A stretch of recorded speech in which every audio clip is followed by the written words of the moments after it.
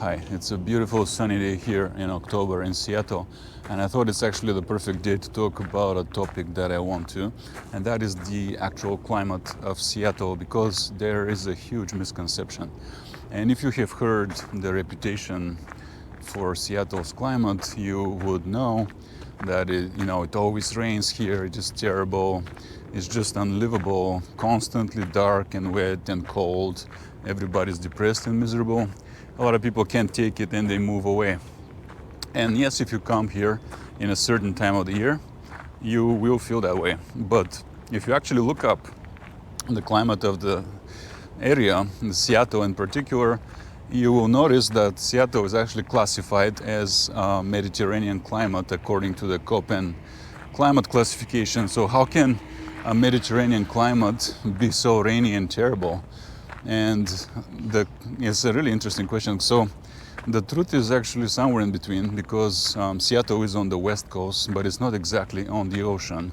And the surroundings of Seattle actually do get a lot more rain and are darker. But Seattle actually has a microclimate due to the rain shadow of the Olympic Mountains, which shelter it from actually most of the rain. And Seattle actually gets less rainfall than cities like New York, Atlanta, and many other ones. The rainfall in inches here is only 37 inches, and that is actually low.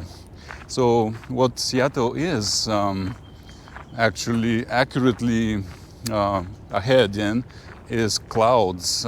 Seattle is actually the cloudiest major city in the USA.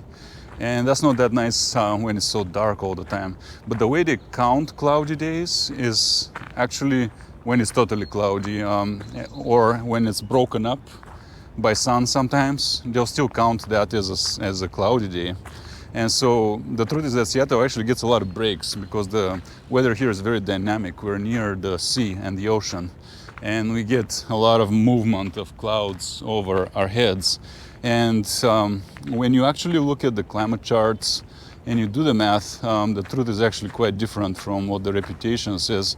So if we are to examine, now first let's talk about what is the best climate of all in the world. And I think most people would agree, but I definitely think so, that it is the Mediterranean subtropical climate. In fact, it has an amazing sunny summer. It is coastal, so it actually gets mitigated. It doesn't heat up as much, doesn't turn too dry like a desert. Winters are mild, and it is the most livable. I personally feel best between like 60 and 80 degrees Fahrenheit, which would be something like, 14, 15 to 25 Celsius. And in Seattle, we actually get a lot of that degree, that weather. And there are places that get more on the actual Mediterranean. For example, Italy and southern France and Spain and Greece. But those places can actually also get very hot. And so if you look at our climate classification, I think it's called CSB, and it's called a warm summer Mediterranean climate. And the truth is, we actually do have a pronounced dry season here in Seattle. And it normally begins in earnest in 4th of July or so. And that's when you basically can count on hot, sunny weather.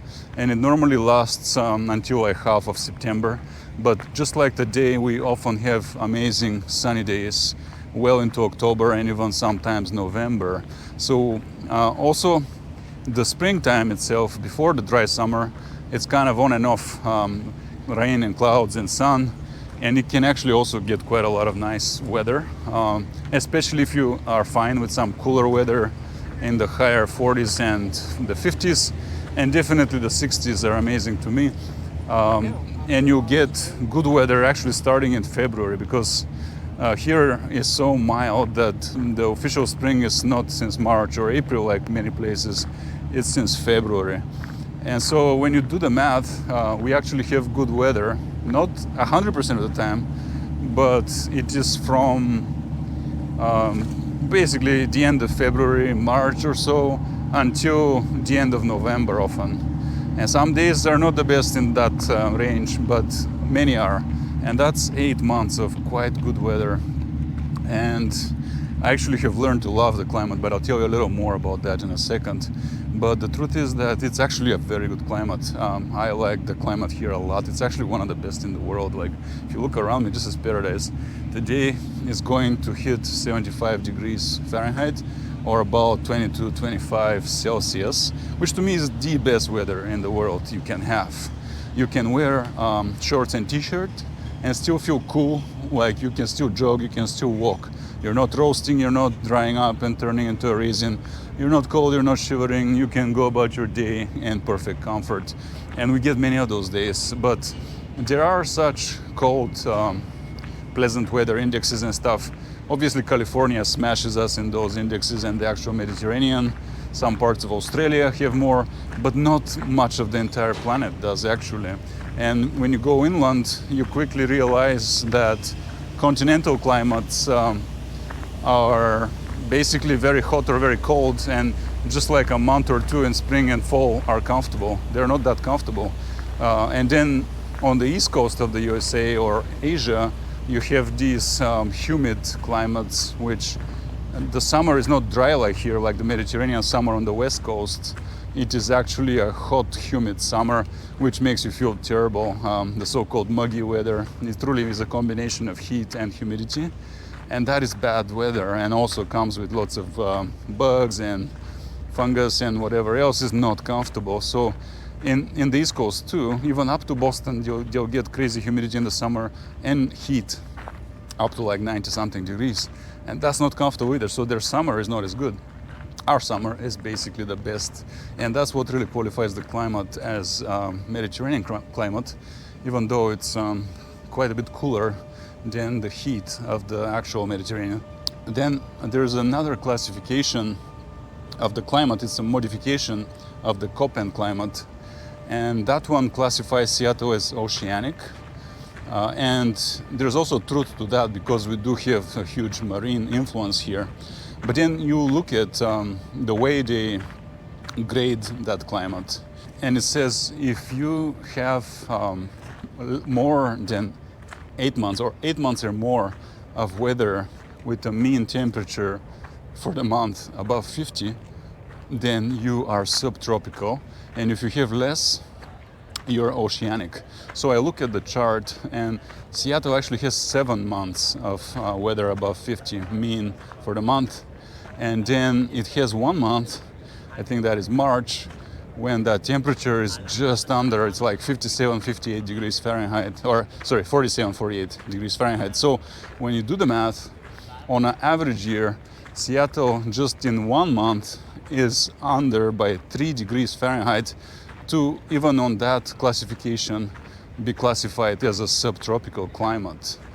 And therefore, we're right on the edge of it. According to each classification, we're right on the edge, right between oceanic and Mediterranean. But typically, oceanic does not have the dry season that we do.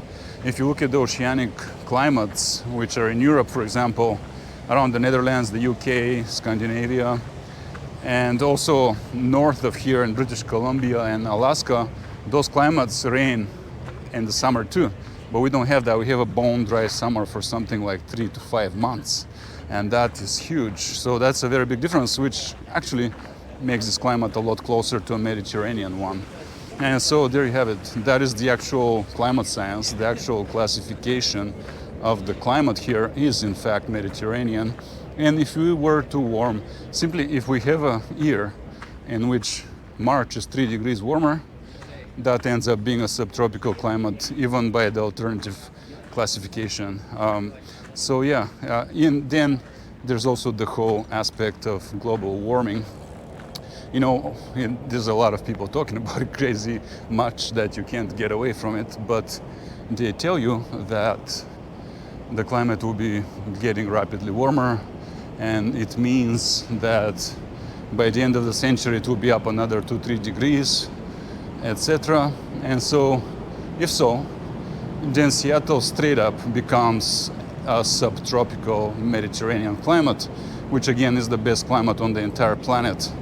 And so tell me then, if we're just a few degrees away and heading towards the best climate of the world, then how can this be a bad climate? Now, I actually thought so myself, even after living here for a while. I thought it was a bad climate, and I'll tell you why now. So, when you first move here, you quickly realize that the people who are from here and the people who move here from somewhere else feel pretty differently about the climate. And that's because the locals have grown in it and are very acclimated to it, while the newcomers like me, I grew up in the Balkans with a very cold winter and a very hot summer and pleasant spring for a month here and there and fall. So I had that kind of climate, so I was used to, hot and cold and all that. While in Seattle, being so close to the ocean and the sea, it's always kind of cool. It's kind of chilly. So you're not exactly acclimated coming from somewhere else to always have that cool weather.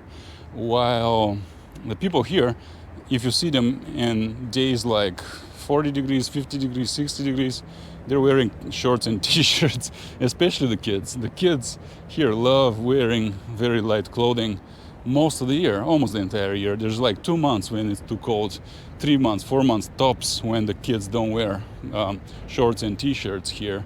And so actually you have to acclimate. So me, myself, I lived here for a long time, now about 20 years, and it took a long time to acclimate. And I'll tell you what it took for me to acclimate. It was actually when 2020 hit and they let us return or work from home. They let us work from home instead of going to the office. And when they did that, you could more so determine your work hours. And then my wife and I were going out whenever the sun breaks are. And you realize that even on the days that the weather is considered bad, there actually are breaks, 1, 2, 3, 4 hours, 5 of good weather. And if you are in a position to go out in that time and enjoy and get your sun, get your physical activity, and actually basically brace up, you embrace the temperature as it is, and you begin simply being in your environment at all times of the year, then you actually very quickly acclimate. And now I actually love this climate. It's actually amazing. Like, to me, it feels among the best, like I just described. And when I'm outside, I feel like the perfect temperature.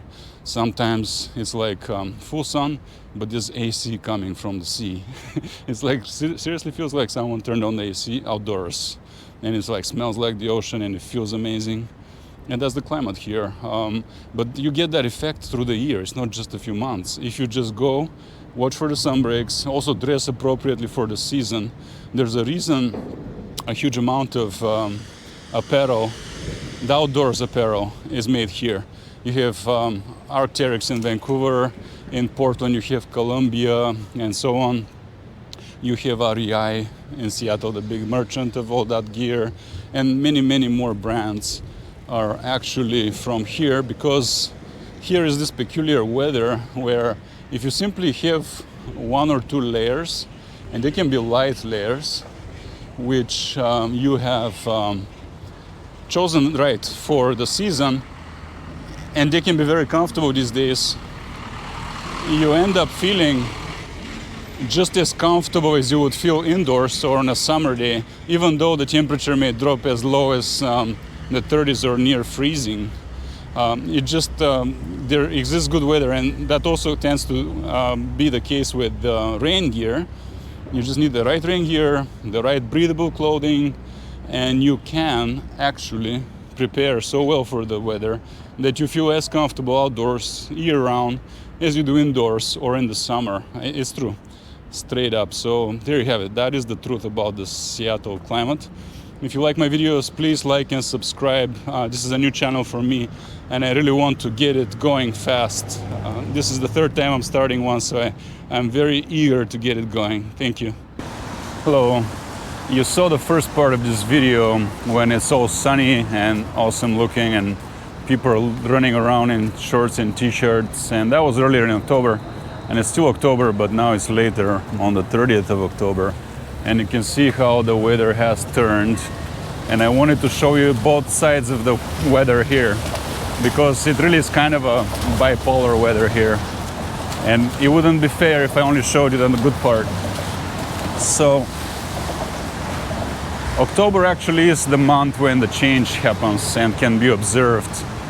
And early in the month, you still have quite a lot of days, like I showed you, almost to the end of October. And later, you actually lose something like 90 minutes of sunlight and quite a lot of daily temperature. So you can see it in all the data, in all the metrics, that in October, the weather goes from sunny, dry Mediterranean climate, very nice, to something more similar to an oceanic climate. But again, for it to be truly oceanic, it would have to be around wet like this. And we actually have a clear case of a wet and dry season, which is more in tune with Mediterranean climates. And this is the wet kind of day. And I have to tell you, it is already affecting me a lot, because I came out here in downtown Seattle to film my videos. And it was pouring for hours since 11 o'clock until like 3 or 4. And I just couldn't do what I came to do. And I felt irritated, I felt kind of depressed, just devoid of inspiration and energy. And this happens like instantly. So living in Seattle, it's like a bipolar city. It's like two cities in one. And one is sunny and gorgeous and pretty, and you feel hyper, and it's like, oh, the world is amazing. And the other one is this dark kind, where it's very dark, it's very gray, it's very wet, it's very chilly. And it's not that pleasant, to be perfectly honest. And you really have to learn to adapt and to cope with this. The more you live here, the easier it gets, to be honest. But still, you need good coping mechanisms to be able to do this well. And what I find is that because of this dark, wet season exists, a lot of people are the creative types here, or they have some kind of hobby they're really good at, or they read a lot, they study hard, or something like that. I fully believe part of the culture, or a huge part of the culture, is indeed driven by the climate here, and the fact that this weather is bipolar like this. So on a day like today, I feel like an almost different person. And it takes a few days to actually go from one, I'm the hyper, the person that does a lot, goes out every day and is cheerful, and then the other kind of person is the kind that stays home a lot and has to have the contained kind of hobbies, like basically stay home and do some kind of craft, or I don't know, some immersion. I like to make my videos, my media. In the past, I've played video games. I don't get to do that too much anymore. I like to read a lot. And then you start cooking the soups and getting the warm drinks and stuff like that, entering cozy mode. And the cozy mode thing is interesting because it's very prominent here. Again, because it is bipolarity of the climate, people learn to get good at that. And there's this concept from Scandinavia called hygge or something. I think they call it hygge. But it basically means staying home and being cozy when the weather is bad. And whoever proclaimed so said that Seattle and Portland are the best cities in America for that.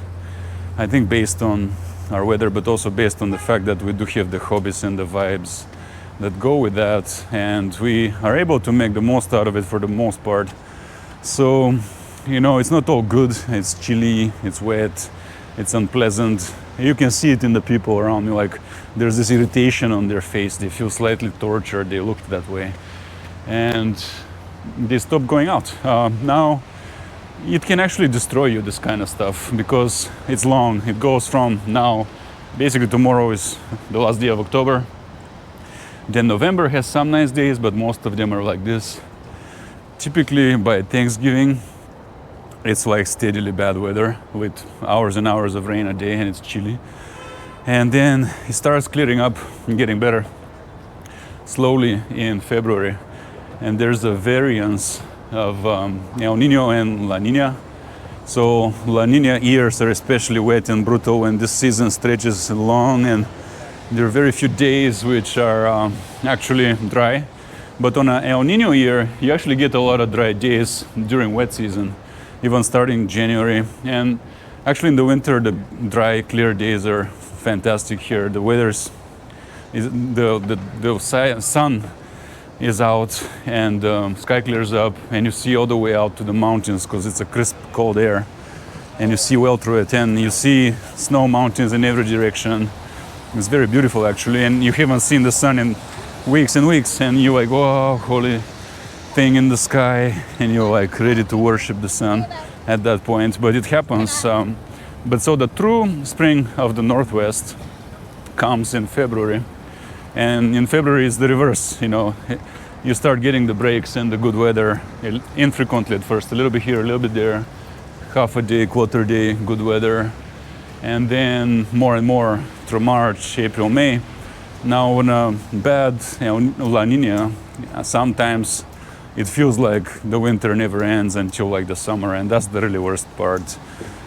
When it gets so long to be gray like this, that you really feel no difference between fall, winter, and spring. And that's a bad instance. It doesn't happen every year, but it can happen some years. And my advice is to get out of here for a while if that happens. But on the subject of coping, when it does do that, yeah, go ahead, and if you like watching TV, watch TV. If you like using a computer, do that. And you can do all kinds of things, but one thing I have found really helps is going to the mountains and skiing, because we do have mountains in every direction. And if you do go skiing, you actually are able to be active all day, and it's very beautiful, and often you get sun breaks in the mountains, which you don't get here on the sea. And because of that, I find nothing more rejuvenating than skiing in the winter. And we do have skiing, lots of seasonal sports in every season here, but skiing is here. We have mountains, we have glaciers as well, so you have snow in every season, in every day of the year. But the snow is not the best kind of snow, but that's not the worst part. So I love going, despite the fact that the snow is wetter. It's, you know, in wet snow, it's harder to fall, it's harder to ski, stuff like that. But the real problem here is that the mountains are actually very close to the city, and the resorts are not developed as destination resorts. They are developed so that you have to drive in. And so in about an hour, you can get to ski slopes. However, you have to really fight with the crowds because there's a big metropolis nearby. And so all these people want to go out, and we're all nature lovers around here because the nature is so stunning. And you have to go there, and you get there, and it's crowded, and it's expensive, often they're at capacity. And yet the type of snow and the type of resorts we have, you know, they pale in comparison to what the Alps have or the Rocky Mountains. So it's not as good of an experience skiing here as it is in other places. However, it is still very, very good for you to go out and ski. I really, really wish we had more lodging near the ski resorts, because then you just go into a ski vacation and you don't have to drive. But as is, you have to drive in, drive out. There's always a jam, bad driving conditions. It's just not the best experience that way. So personally, yes, my favorite thing to do in the winter is take a trip to the tropics and break up the whole winter gray dread, or go skiing. And I prefer skiing in Canada or Idaho, but you can ski here in Washington as well, and it's not bad. And Oregon too has nice skiing, like Bend, and even Mount Hood is very, very nice. But there we did get stuck in a dreadful traffic jam for 3 hours on Christmas. That was bad. So, you know, do your research, but you have to be able to cope. I do think this coping that we do, if you do get good at it, you actually become mentally stronger. But if you don't, you get destroyed, and many people have had problems with mental illness because they get in a rut in the winter, they stop going out, they go into a hole, like a black hole, and they get depressed. And a huge problem is that they don't understand they need a lot more vitamin D. And so when this long winter season comes, almost everyone would be deficient if they weren't taking supplements, vitamin D. And one year I felt depressed, and I went to the doctor, and she tested me for vitamin D, and she said I have 11 out of 100 on the scale, So 100 being optimal, and I hit 11. I was so deficient, and that was why I was depressed. She prescribed me something like 50,000 units a week, which is a bit more than 10,000 a day, or a bit less than 10,000 a day. And I recovered very quickly, and I've never been depressed before or after that. And so if you're depressed, that's your first go-to. Lots and lots of vitamin D.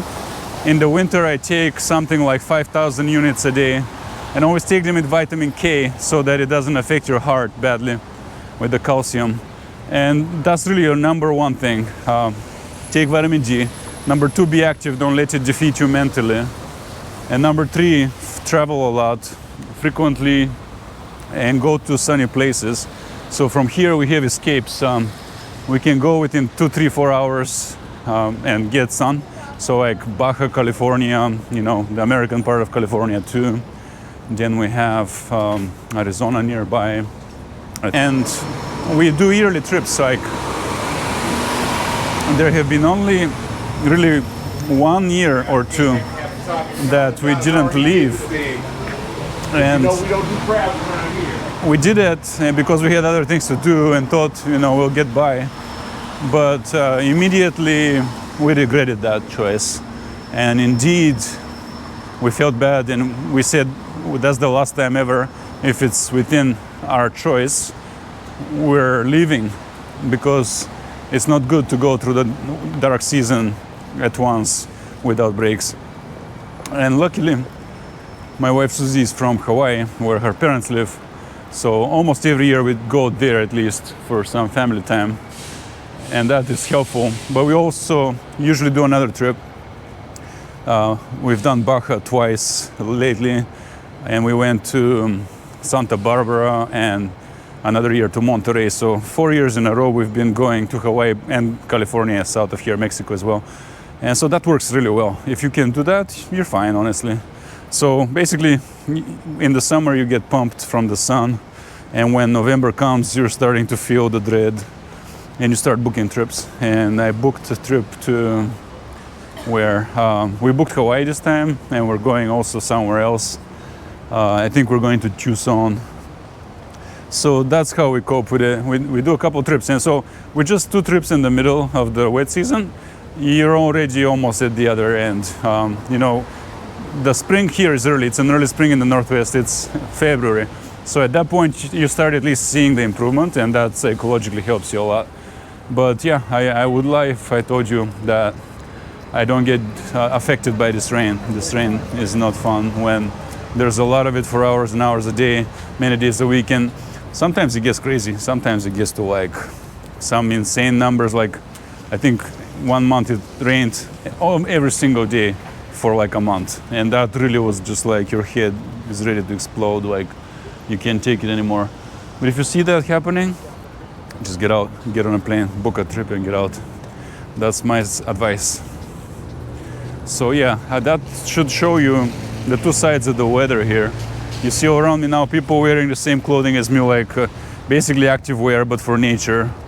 I'm wearing entirely Arc'teryx, head to toe, and that helps a lot. These kinds of clothing, they allow you to stay active during the wet season.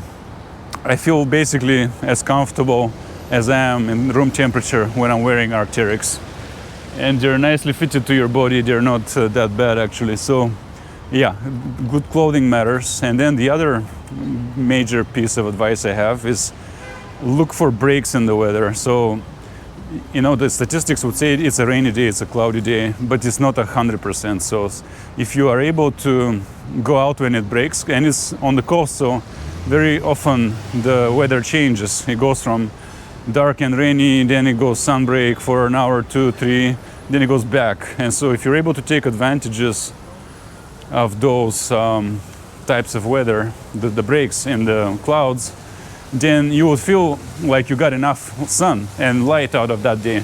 Because let's be honest, on most days almost nobody spends the entire day outside. Typically people actually go out even on sunny days just for several hours or a few hours. So you can actually do that in the off season, and that makes a huge difference, a huge one. So ever since we got locked down by the COVID stuff and work from home, we just look for the sun breaks no matter what time of the day they are. And when they come, we go out and enjoy that time, do something active, breathe fresh air, and get some vitamin D. And then we feel much better, even on a so-called rainy days, because you found the time when it was off. But if it's steadily just grounding you and there's nothing you can do, it really can oppress you. So yeah, those are my tips. The weather and the climate here are indeed classic hot and cold, or dry and wet, and more akin to Mediterranean. If it was year-round like this, like Northern Europe or Northwest, somewhere like Ireland, then you could call it truly oceanic climate. But at the moment it's a Mediterranean climate, which is borderline oceanic, and it has a very rainy, dark side of it too, not just the sunny, dry summer. Okay, I'll see you later.